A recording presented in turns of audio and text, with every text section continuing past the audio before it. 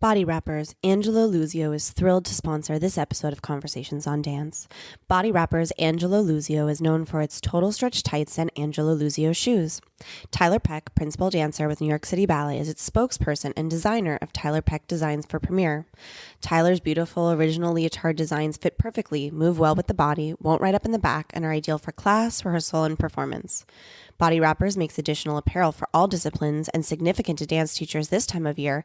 Body Rappers Performance Wear Remix for competition and recital, consisting of various components that can be mixed and matched to create a unique costume you won't see anywhere else. You may view all of the products at bodyrappers.com, or to purchase Body Rappers Performance Wear Remix items, go to your favorite dance retailer shop or online store. To view and buy the entire collection of Tyler Peck designs, go to dancewearcorner.com.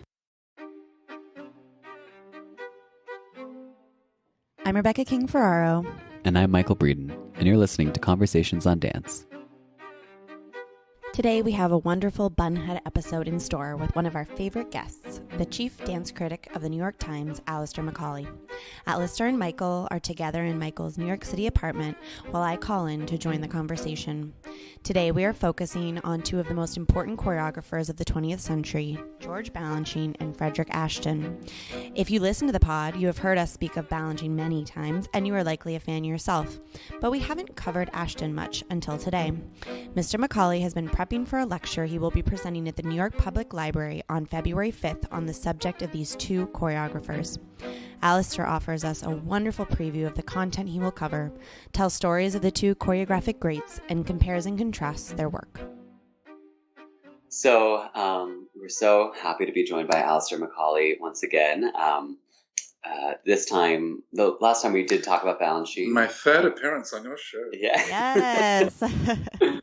We've often talked about Balanchine, and we will be discussing him again. But I think Rebecca and I are excited to talk about another choreographic great that we don't know nearly as much about, and whom you are quite the expert on, Ashton. So this is going to be a sort of a preview or discussion about your upcoming, what do you call it, a lecture? Giving a lecture on February the 5th for the Center for Ballet.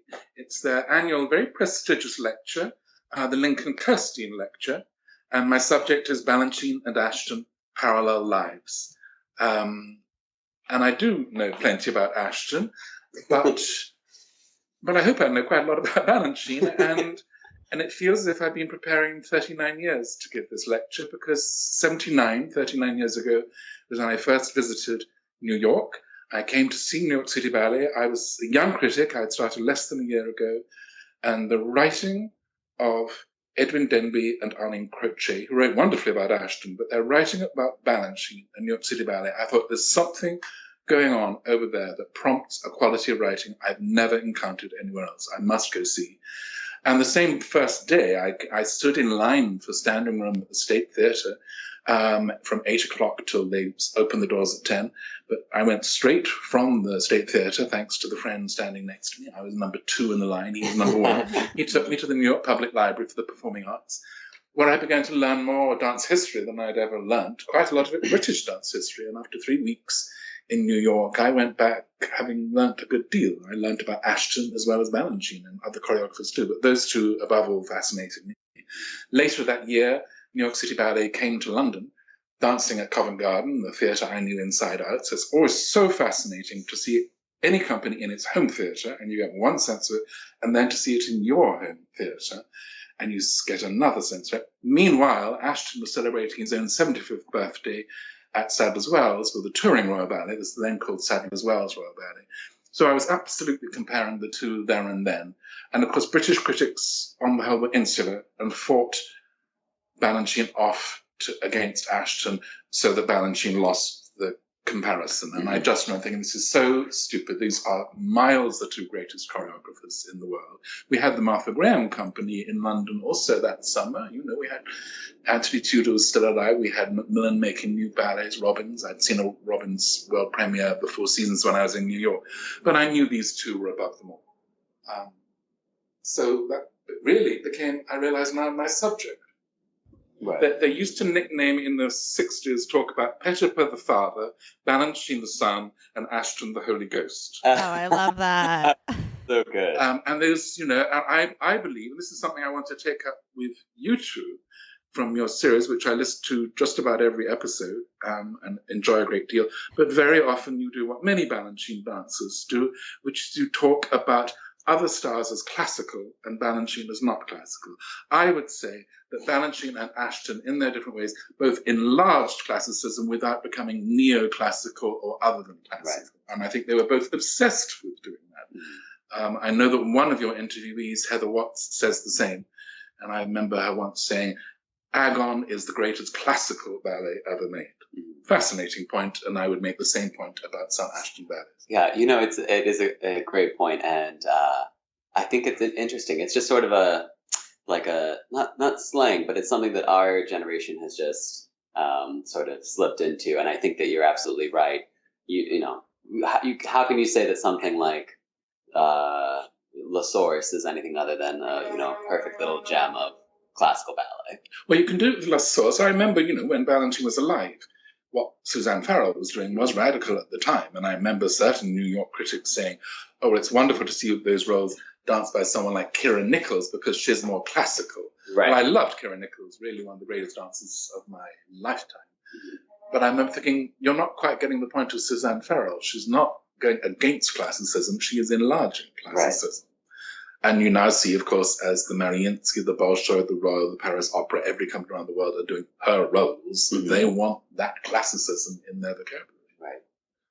This is a tiny bit of a tangent, but I was reading back on a piece you had done comparing Balanchine and Ashton, and at the end you brought up, because you were talking about how Dowell had coached The Dream at ABT, and that you wished that some of the more major ballerinas of Balanchine's day could be coaching their roles at New York City Ballet. And you mentioned Suzanne, unless I mistook it, as having danced La Source.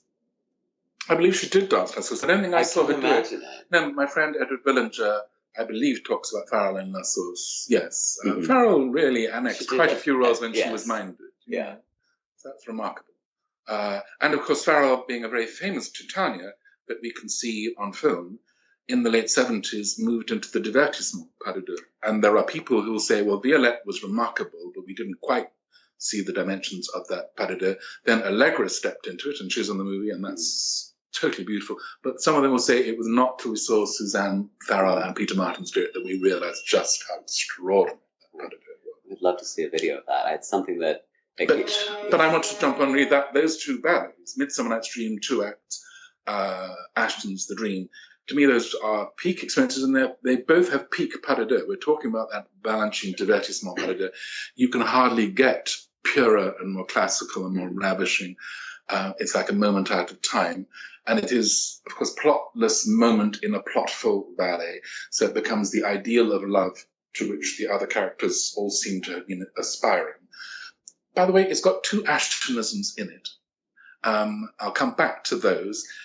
But it's fascinating to compare that beautiful pas de deux to the amazing pas de deux in Ashton's ballet, which is about 8 minutes long and is a totally different pas de deux. Dance music that is the nocturne, which many of Balanchine people know as the duet for Titania and Bottom.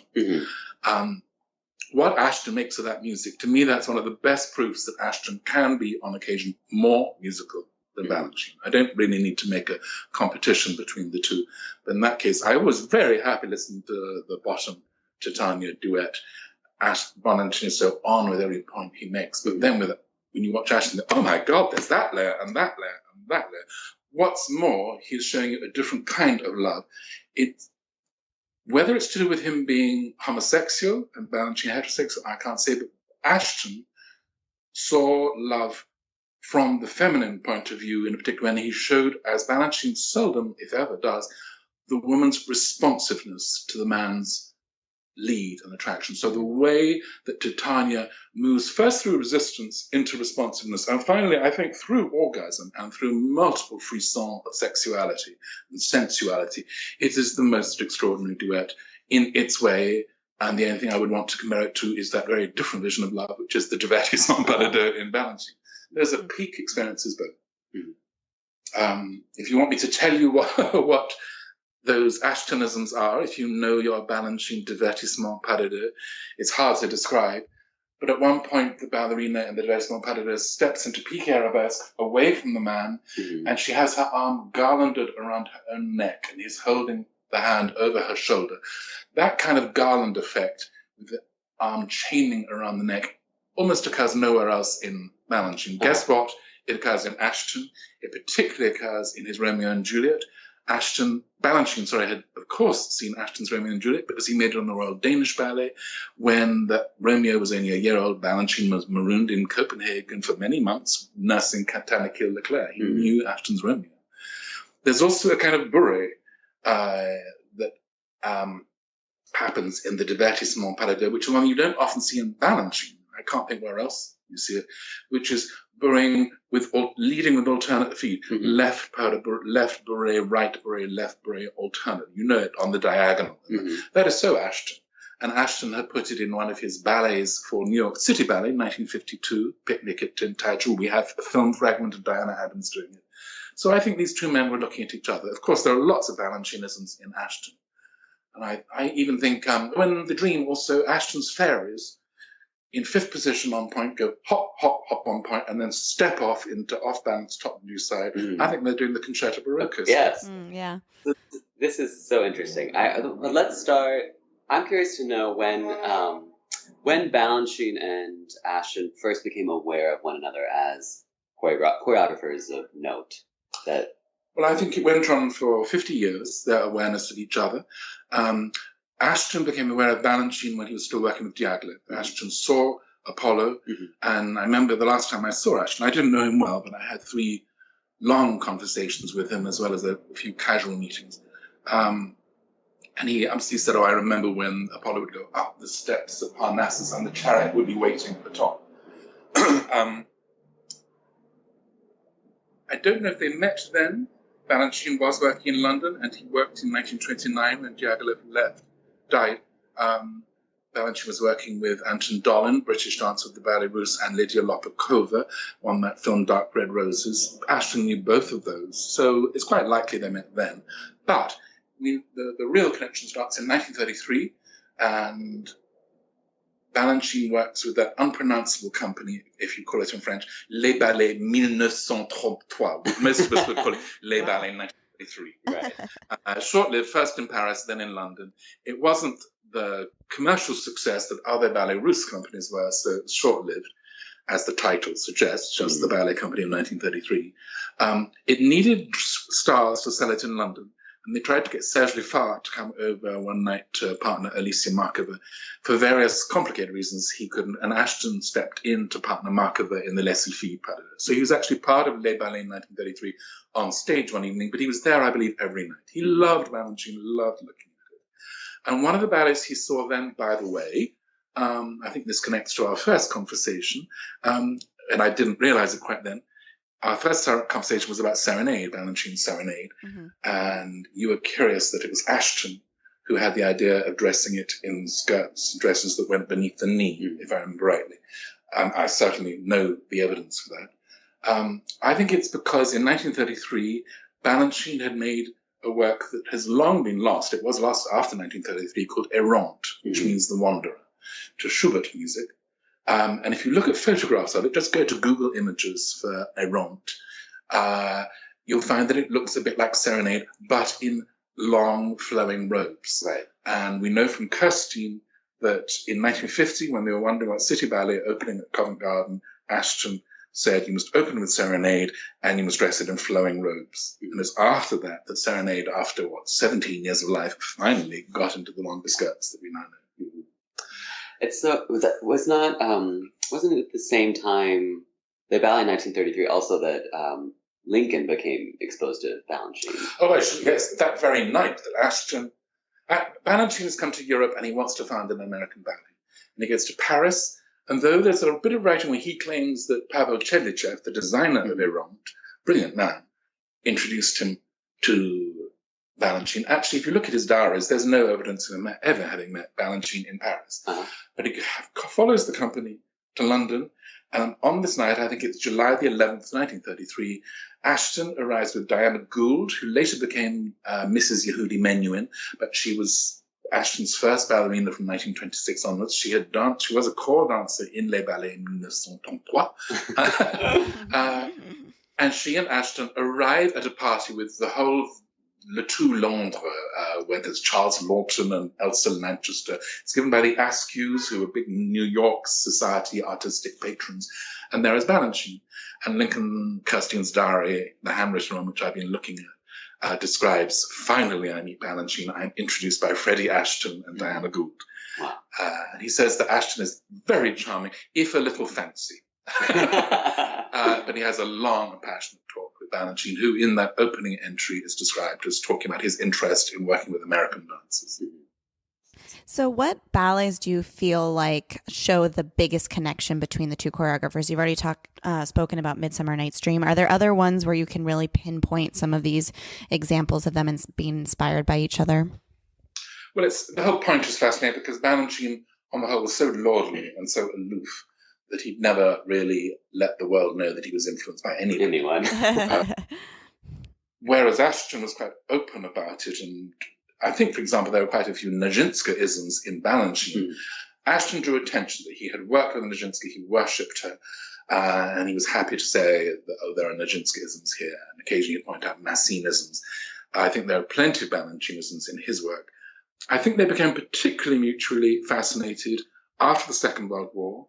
There's a letter, probably from 1945, though it is undated, when Ashton writes to his old friend Alicia Markova, on whom he'd made 16 ballets between 1930 and 33. She'd also worked with Balanchine in the 20s onwards.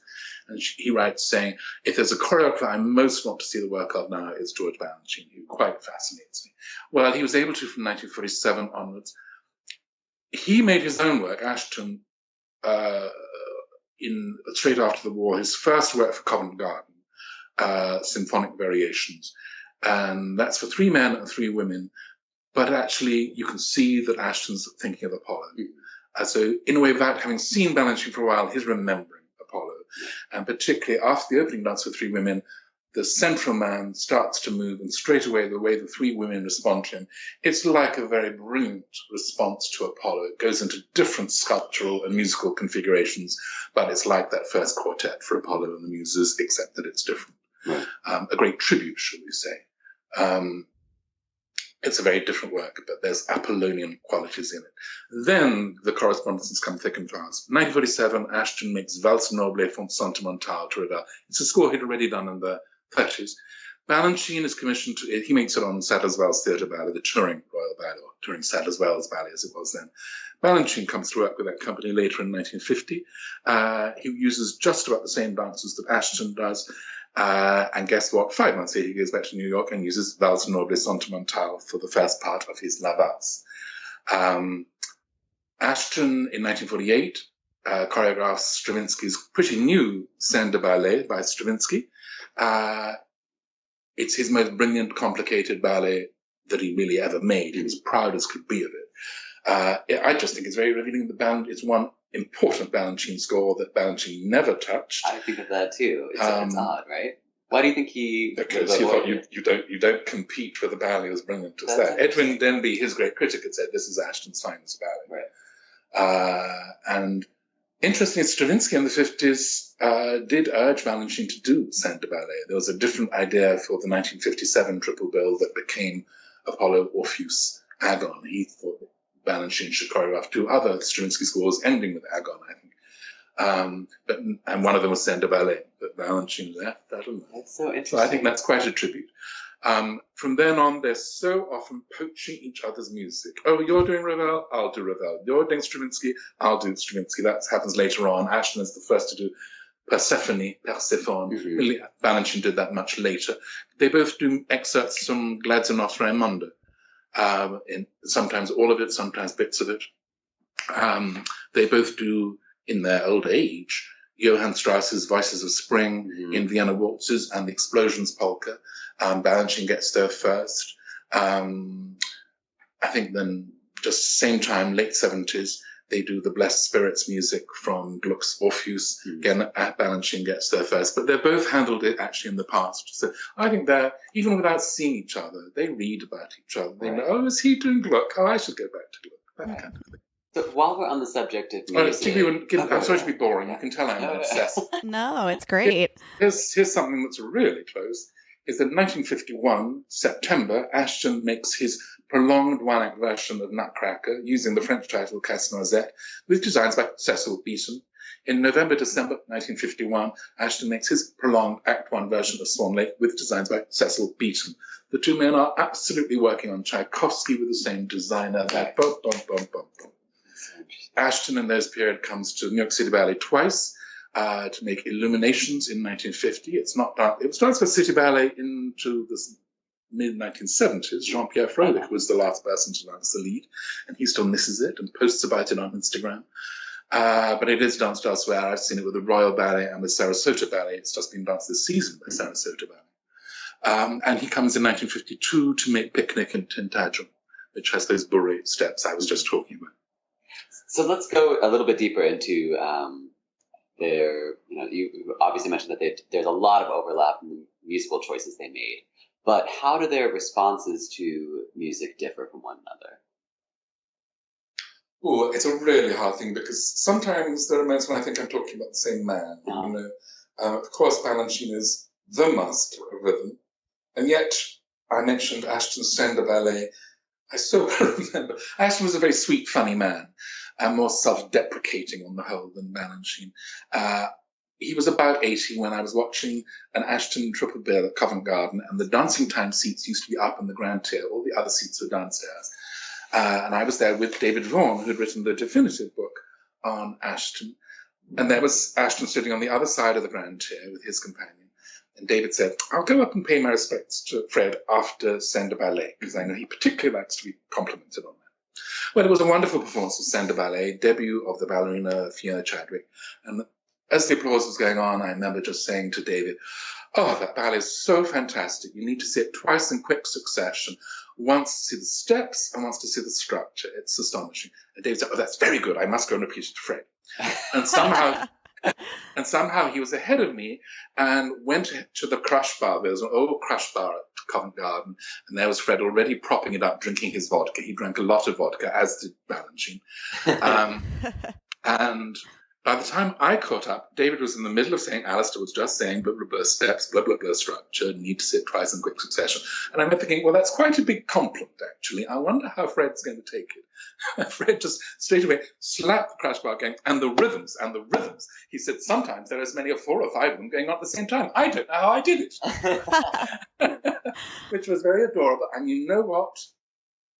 I hated to miss a performance of Sender Ballet. It's one of those ballets you can never come to the end of. There's so much going on, so many correspondences, so much intricacy.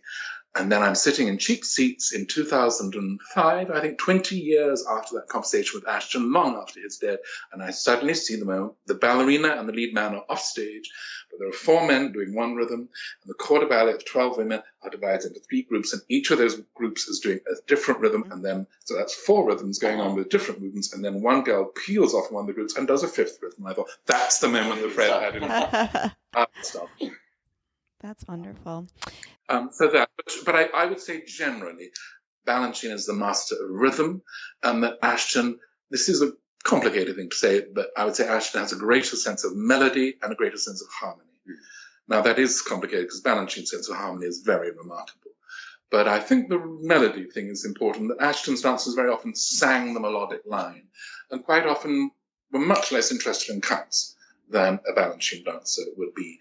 If you talk an Ashton dancer through a role, particularly then, they'd go da, da, da, da, da, da. And quite often that means that as they show a phrase, particularly the first cast, if you look on DVD these days, by the way, you can get the original cast of La Fille Malgarde, Ashton's perhaps most lovable classic, 2 acts, 1960. You can see, and that's 1960, I think filmed in 1962, the original cast. You can see a performance 21 years later with Leslie Collier and Michael Coleman. And then you can see a 2004 performance with Mariana Nunez. Fascinating to see. They're all beautiful casts.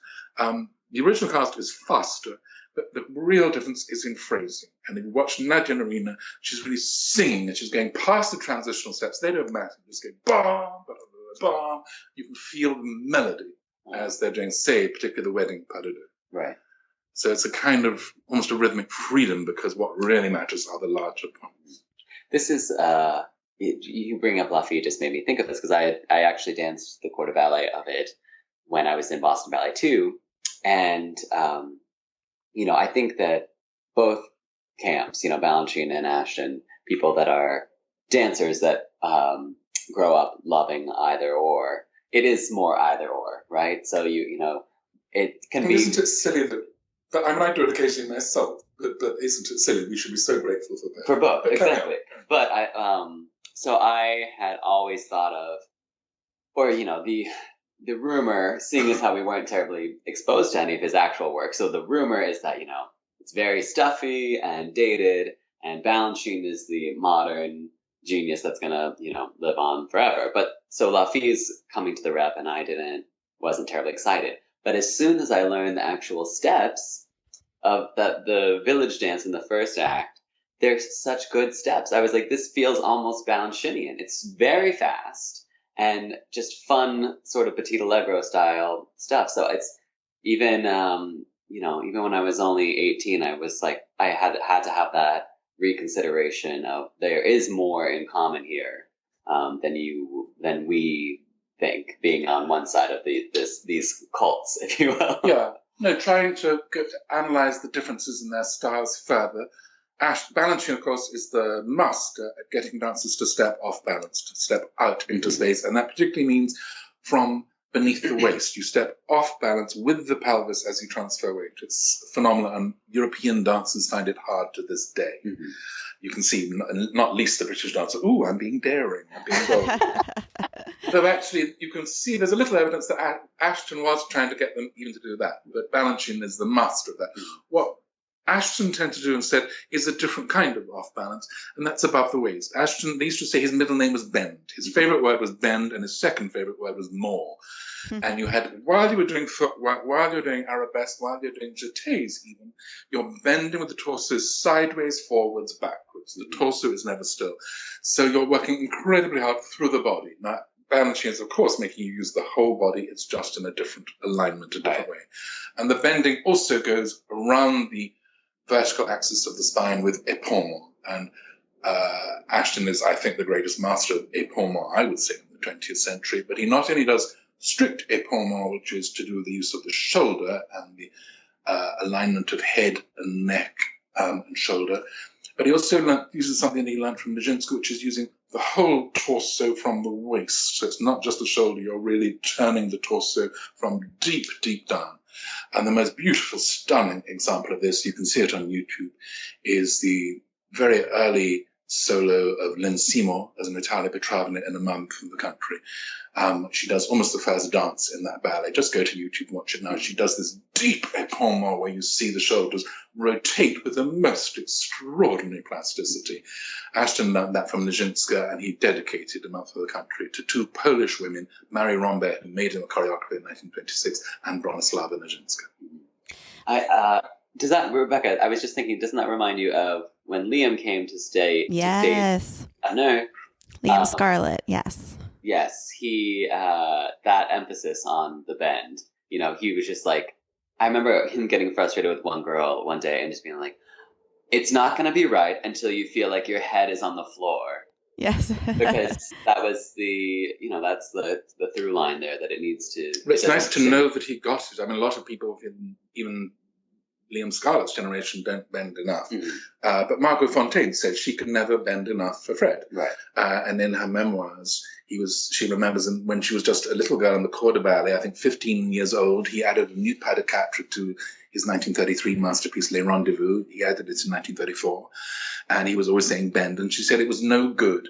If you bent as far as you could, it wasn't enough for him. And if you bent as much as he did, you fell over. That's so good. I love that. That's funny. That makes me think of Alexei Ramansky. I was just too. going to say that too. Yeah. I mean, you watch him move and you just think there's no way I could ever do that. My tendons aren't that long.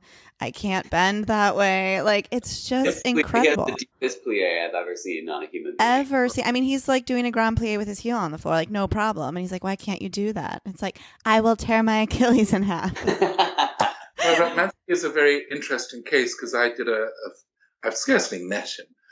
But when his Sleeping Beauty was new with American Ballet Theatre, I had a lot of questions. We ended up doing a long questionnaire over months, really, that was published in Ballet Review.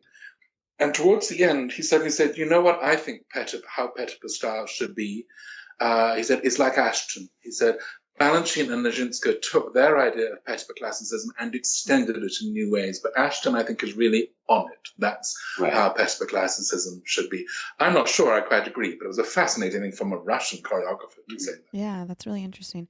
The other thing I'm wondering as we're talking about this is some of Balanchine's works that when they first premiered, though you're saying they are really an extension of the classical vocabulary, they were quite provocative and people didn't really know how to take them. They were a little advanced for the time. Did you find examples of that too in Ashton's choreography when it first premiered? Oh, yes. And you know what part of my story, my lecture, is that this is a New York story. Ashton was best loved in New York. Mm-hmm. And so often he'd create something at Covent Garden or Sadler's Wells, but it was when, you must remember, the Royal Ballet or Sadler's Wells Ballet was New York's favorite company other than New York City Ballet, and perhaps more so. It came to the Metropolitan Opera House, larger than where City Ballet was dancing.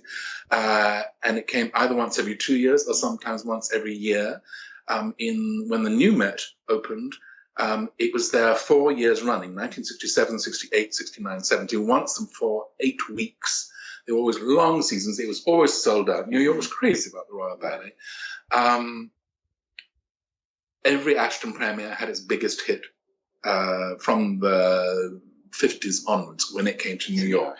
Daphnis and Chloe, the audience wasn't sure about in London. Boy, did the New York and American tour just love it. Huh, and Ashton adored New York, and Fontaine did too. That's really where their biggest hits were. Many of their other dancers felt too. The last thing Ashton ever said to me, I was going to work here for the New Yorker in February 1988. I must have gone to see him 3 days before I flew. I didn't know him well, but this was the longest of our conversations, really, 2.5 hours. Got through a lot of vodka. And on the whole, he'd just been sitting down, and I was the one who had to get up to fetch the vodka and pour it. But then he got up to see me to the door. He was 83. He died a few months later. And he just said, oh, lucky you going to New York.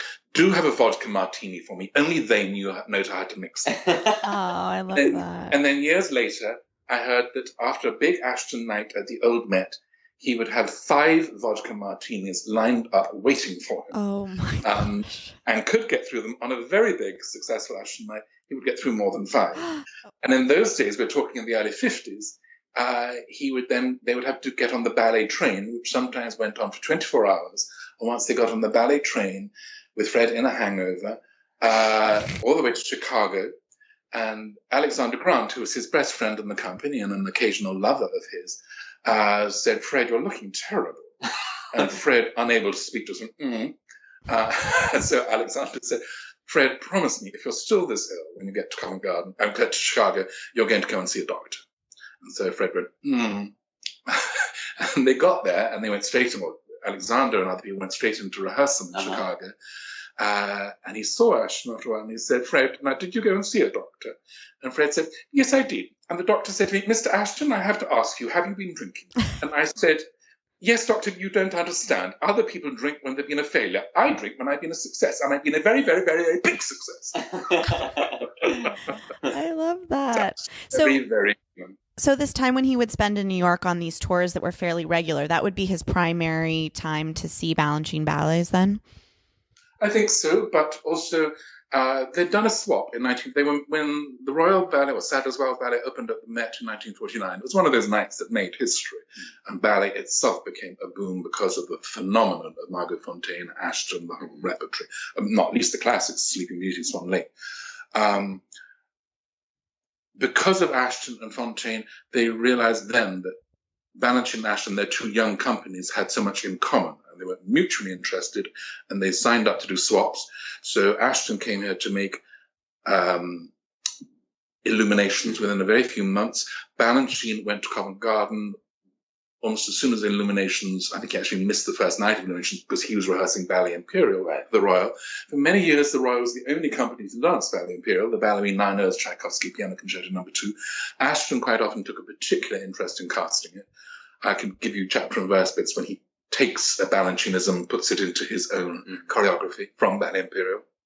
Later 1950, Balanchine comes back and choreographs Haydn music, the trumpet concerto for the touring company Sadlerswell's Theatre Ballet.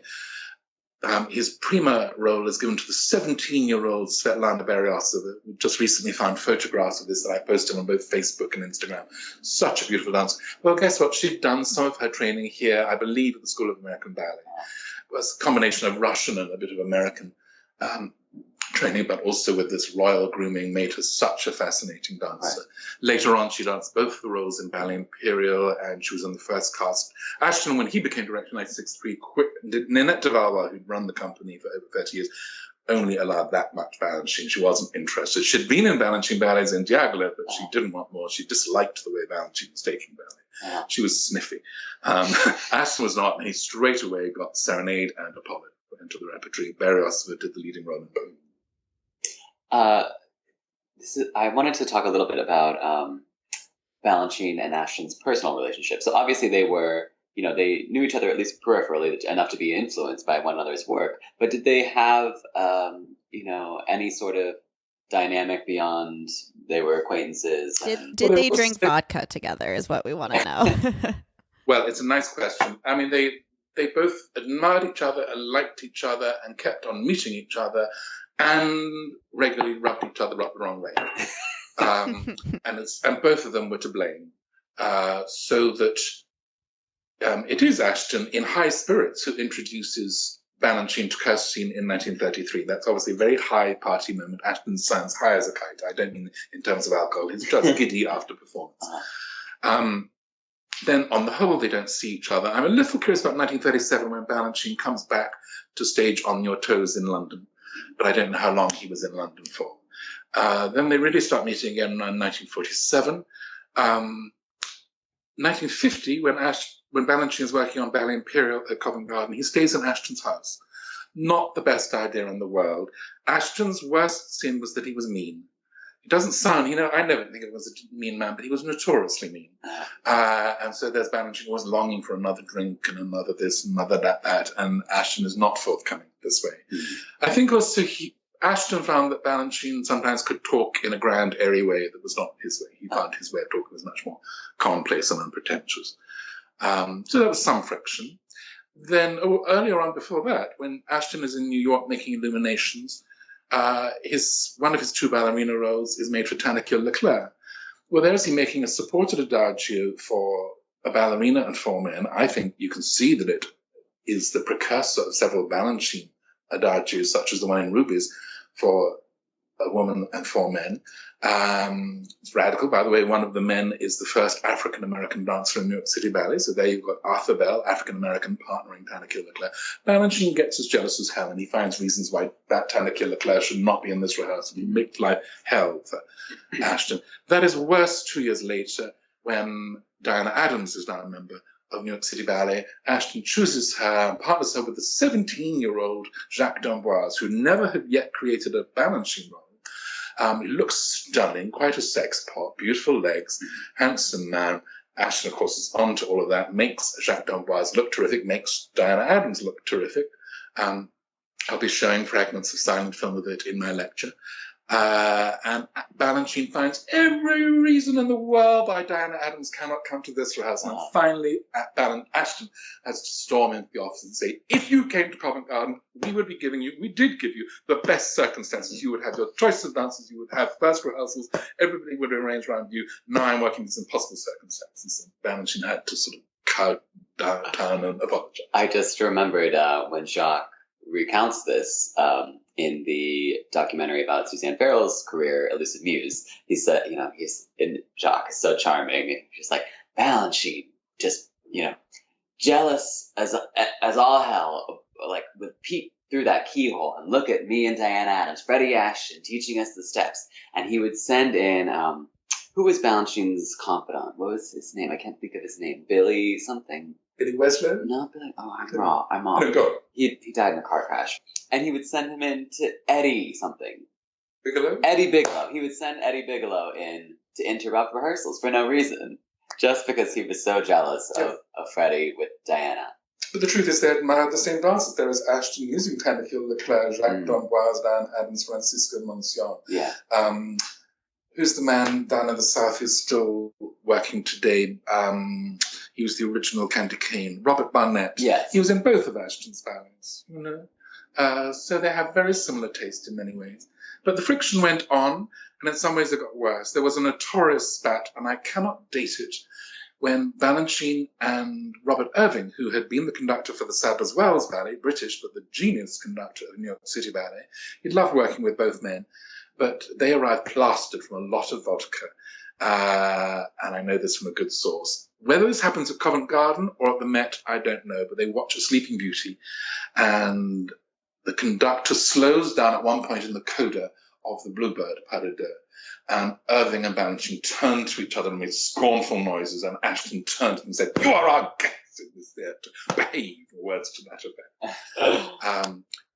And Ashton was not going to kowtow to all of Balanchine's works. For example, in 1981, Ashton was here during part of the Tchaikovsky Festival, and he sees a piece I'm dying to see on film. It is on film, the Adagio Lamentoso. Mm-hmm. I think maybe there was only one performance, right. I'm not sure, from the Tchaikovsky Pathetique Symphony. Some people thought it was great, not everybody did. Ashton was seen and heard to walk out and say, "Russian mad." And Balanchine was dismissive. I think that Balanchine was the more competitive or rude of the two.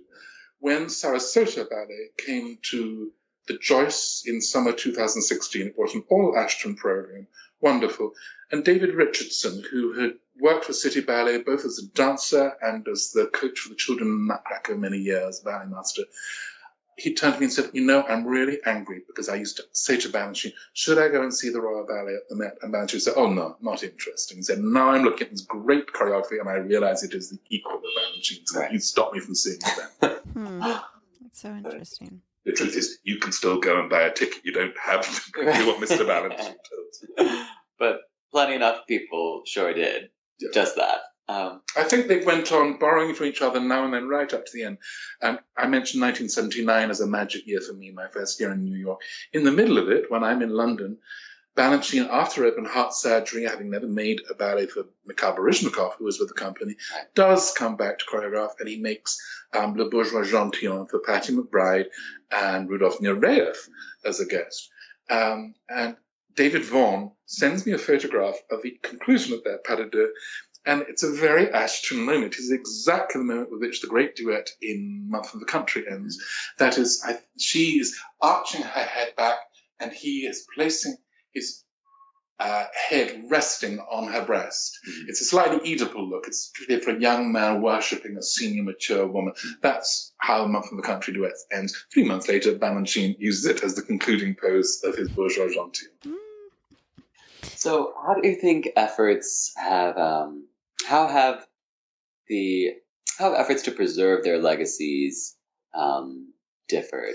Balanchine's way ahead. He was partly lucky, but also, of course, the whole institution was organized around Balanchine. So whereas once, and it was to do his choreography above all, even Jerome Robbins was something of a guest in the Balanchine institution. So everybody knew we must keep the Balanchine legacy alive.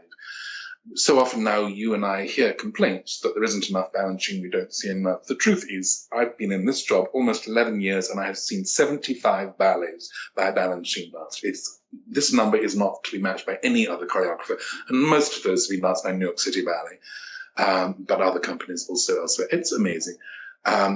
Ashton worked for the Sadler's Wells or Vic Wells Ballet, which became today's Royal Ballet. It was founded by Ninette de Valois.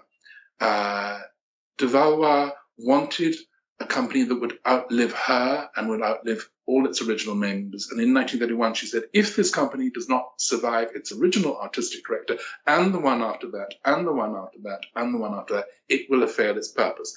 Well, that sounds glorious. Actually, it was succeeded by Ashton, and though it's little known, she then did what she could when Ashton had been having a great success. After about 5 years, she machinated to get Ashton to lose the job. And she rang from Turkey, where she was working with the Turkish ballet, every day to the board and directors of Covent Garden to make sure that Ashton was going to be replaced by Kenneth Macmillan. 7 years later, she made life impossible for Kenneth Macmillan, and he also moved on. They all stayed attached to the companies, supposedly. She then, by the way, 9 years later, got rid of Norman Morris, who was Macmillan's successor. She was phenomenal, and not always in a very good way. But that's the way that the circumstances in which Ashton worked. He was part of a larger company. So, of course, when he dies, people at the Royal know they've lost something. They also think, oh, well, we've still got Kenneth Macmillan, and they concentrate on the now. And many people around Covent Garden liked to think that Macmillan was Ashton's equal. Right. And also because he did have great successes too. So that Ashton wasn't prioritized the same way until too late. He did copy Balanchine when it came to the will. Balanchine did this radical will where he divided up all his ballets, leaving them to individuals he had known and loved. Ashton chose 12 ballets and gave 2 to Margot Fontaine, 2 to Brian Shaw, 2 to Michael Soames, etc., etc., and the rest went to his nephew, who was an administrator of the Royal Ballet, Anthony Russell Roberts. So there's something like the Balanchine model there, but they didn't get their act together as Barbara Hawken did with Balanchine to organize a Balanchine and Ashton Trust. And that's where you really get going. By the time an Ashton Trust was set up, those 6 legatees, some of whom had died and got other legatees in their place, were not all getting on. I think 3 or 4 of them wanted to work together, but 2 of them, who owned very important Ashton ballets, would not cooperate. So now there is also an Ashton Foundation, and I believe if you want to get an Ashton ballet, you tend to go to the Ashton Foundation because the Ashton Trust doesn't really work. It's a muddle, I think. The Ashton Foundation is doing quite good work, but nothing to compare with the amazing work done by the Balanchine Trust, the Balanchine Foundation. Right. So you mentioned that you feel like you've been preparing for decades for this presentation that you will be giving this lecture on February 5th. So can you tell us a little bit It's going to be 39 years long. So can you tell us some of the research that you've done to prepare? Well, I've gone on looking at these correspondences. In a way, in preparation, I've got carried away with something I'm not going to put into the lecture, but something we've been talking about, the way these two take ideas from each other. Another one I could give you is in 1950, Balanchine makes the Sylvia pas de deux for Tall Chief. Within 2 years, Ashton makes the full-length Sylvia. They both have triumphs, and really they choreograph quite different ways. But what I will be showing in the lecture is the Adagio and the pizzicato solo from Sylvia, done by both choreographers. It's a nice contrast in musicality. I don't know that either wins, or maybe that's my weak way of saying actually I think Ashton does win. It's fun. Okay. Rebecca. Well, This is the only thing about these kind of interviews that's a little I know it's funny. like, who's going to talk Rebecca and I next? normally can take our cues from one another, but I can't tell if she does she want to chime in? Okay. Thank you. I can chime in. I was just going to say it's time for our lightning round. Yes. Yes. I don't think we've done it with you, right? No. So that's exciting. Well, this will be fun. Okay. Okay. Go ahead, Michael. Okay. So, Desert Island Ballet from each of the choreographers. You know, you're stranded and you can only see one Ashton and one Balanchine ballet for the rest of your life. Well, Ashton's, I think, would be Senda Ballet. Mm-hmm. He was so proud of it. I think mine would narrow down to 3.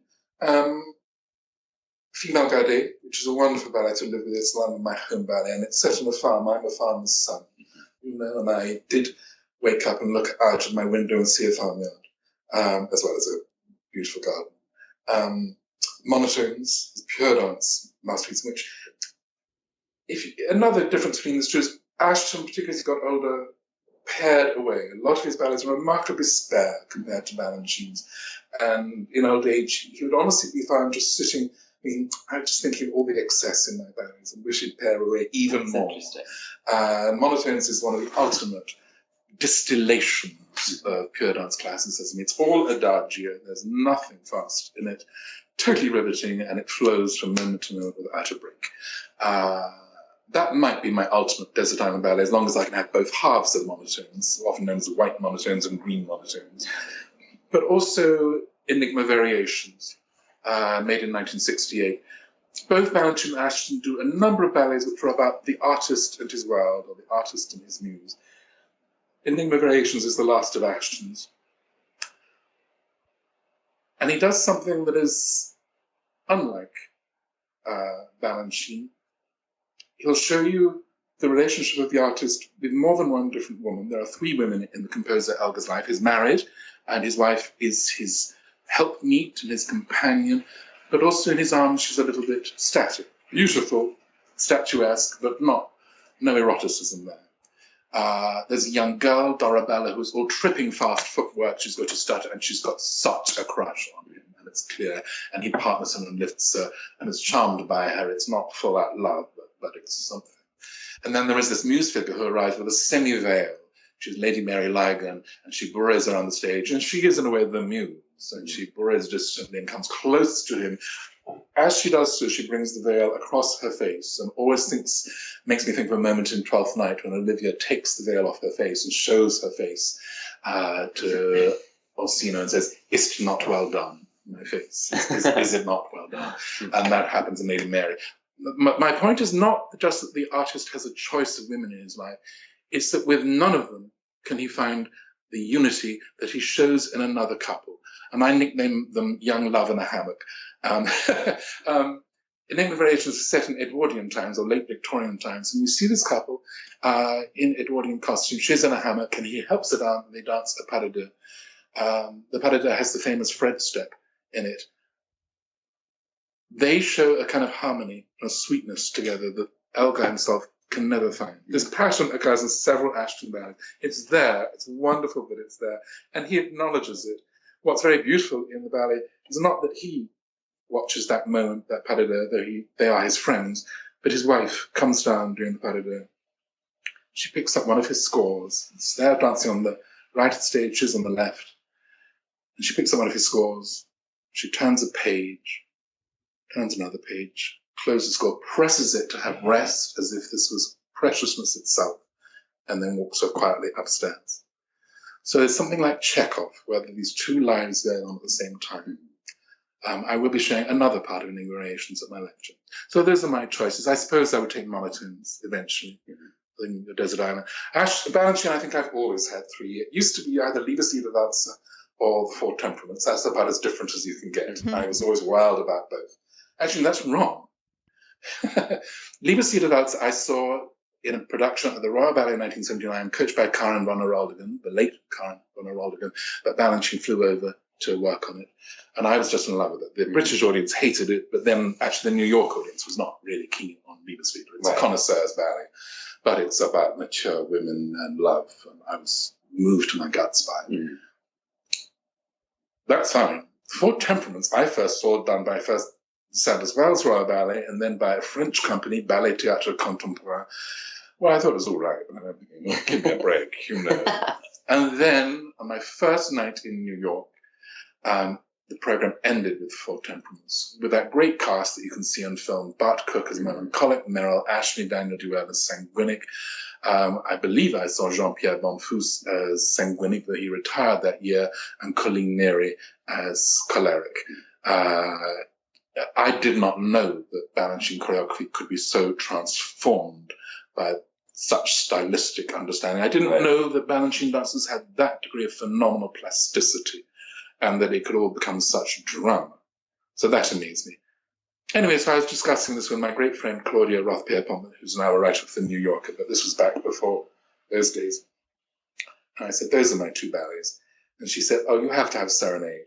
And as soon as she said it, I thought, of course, I've loved Serenade since I first saw it with the Royal in 1976. And you've heard me talk about Serenade with you. I suppose at the moment I would choose Serenade as my ultimate desert island Balanchine ballet. I'm almost, after all my work, a little serenaded out. Balanchine, even more than Ashton, reminds me of Shakespeare, that there are more than a dozen works that when you're watching them and they're well done, you just think, this is his greatest work. Right. When I was a theatre critic in London, I'd so often come out of Twelfth Night, Troilus and Cressida, Antony and Cleopatra, King Lear, whatever, and just think, oh, this is the greatest thing he ever did. This is the ultimate Shakespeare play. Well, I'm like that with Balanchine a surprising amount of time. We haven't mentioned the divertimento from Basie de la Fée, which, as it moves on towards the end, I will be showing that ending. And again, this is one of the ultimate artists in the muse. Right. If pushed, I think Ashton might be the more musical of the two. Now, it's against the law to say that, isn't it? But I might push towards saying that. But I would also say that Balanchine is the greater dramatist of the two, and almost nobody thinks of saying that. It's not just that he tells better stories, it's just that he does things in his pure dance ballets or in his semi-story ballets that take your breath away. The divertimento from Basie de la Fée, you're expecting a fae, you're expecting a fairy. Yeah. It never appears. You just see a pas de deux for the poet and his girlfriend.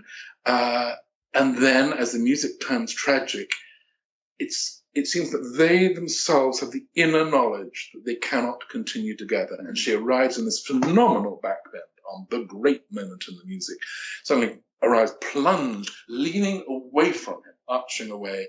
And then in comes the corps de ballet to keep separating them. And this couple want to be together, but they know they cannot be. And finally, they move away on separate paths. And they're moving in sort of backbends, walking slowly backwards as the ballet ends, at opposite sides of the stage. I mean, no Ashton, no other choreographer could ever produce such phenomenal drama. I think this is 20th century drama as only Samuel Beckett could conceive. Phenomenal. Is there a dream revival that you would like to see from each choreographer? It could be a lost work. You asked this question a month or so ago to Bob Gottlieb. We did. Now, did he choose Basie de la Fée or did he choose Cotillon? I think he referred to Cotillon, but he couldn't remember its name. And I'm very tempted by both of those. And I know there are ballets, lost ballets, that fascinate Armin Croce. There are fragments of film, actually, of both of them, and they are amazing and fascinating. And though it's probable that the Balanchine did plunder them, there are bits that he just didn't. There's a little clip of film of Maria Tolchieff in Béziers as the fairy who becomes the gypsy when she just appears as the figure of implacable fate. It brands you. It's silent film, and you just think, this is the greatest thing I ever saw. So those two would be my Balanchine contenders. There's something for which there is no choreographic record. Well, no, there's a little bit. Horoscope. Ashton made it in 1938 to another commission score by his great friend, Constant Lambert. It was full of love. Ashton was in love with Michael Soames, the beautiful young man, not yet 20, who was becoming the leading dancer of the company. Constant Lambert was in love with Margot Fonteyn and having a big, important affair with her. Ashton and Soames, on the whole, did not have an affair. Soames was mainly heterosexual. But the whole ballet was suffused with this fascination with this beautiful young couple. If you look at David Vaughan's wonderful Frederick Ashton and his ballets, and I think I've stolen the photograph and planted it already on probably Facebook. I don't think I've yet done it on Instagram, but I will. The ballet ended with the most staggering tableau, where the whole cast is assembled with the young man and woman lifted high at the center. But the way that every inch of space is used horizontally in this tableau, you just know this is a master choreographer. I'd love to have seen that. Tragically, it's always amazing with Balanchine and Ashton how they let certain ballets go. Right. This one was lost in 1940. They took it to Holland when they were trying to dance during the Second World War in Holland. And then the German army advanced very fast, almost trapping the ballet company. They got off the European continent in the nick of time, but they had to leave all their sets and costumes behind. Oh, wow. But probably, I think there was the score. They probably could have reconstructed it. Everybody would have remembered it, but somehow that put them off. The war was very tough for everybody. Interesting. So I'd like you to pick a favorite Balanchine dancer and a favorite Ashton dancer, and of each, one that is presently dancing and one that is no longer dancing. Oh, what a fun question. So the Balanchine dancer I think I would choose is Suzanne Farrell, and I did see her a great many times and a great deal of her Balanchine repertory, from Apollo and Symphony in C through to almost everything that she created for Mr. Balanchine. Today, it's an interesting question. And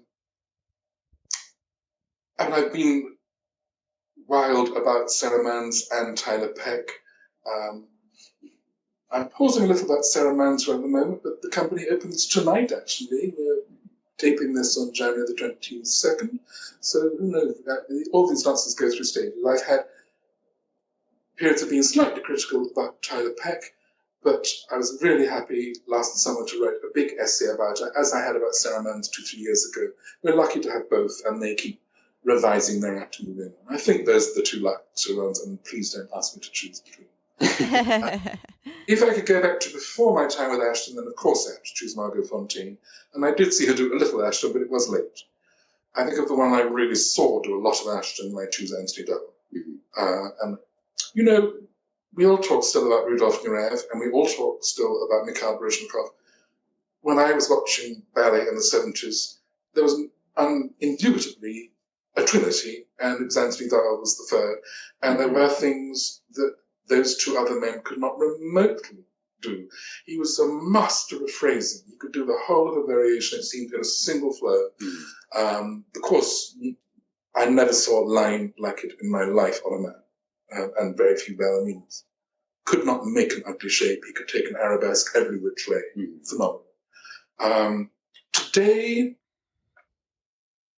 I may live to regret this, but I think I'd probably go for Marianela Nunez. The Royal Ballet, almost 13 years ago, did an Ashton retrospective season at the end of his centenary, 2004 to 2005. And they did more Ashton ballets than they'd done for perhaps 10, 20 years. And they got probably Ashton classes or Cicchetti type classes that worked, that connected. And Monica Mason was the right person to run the company. And they all heard that word, bend more the whole time. Marianela Nunez bent so phenomenally. And she not only did it in Ashton, she did once fall over in Ashton's levels and picked herself up and carried on. But she also applied it to Coppelia. And I remember, if you know Coppelia at all well, there's a moment in I think it's the female variations in Act 1, when she goes up into releve rotare, or releve passi, as you say over here, and then tips right over sideways.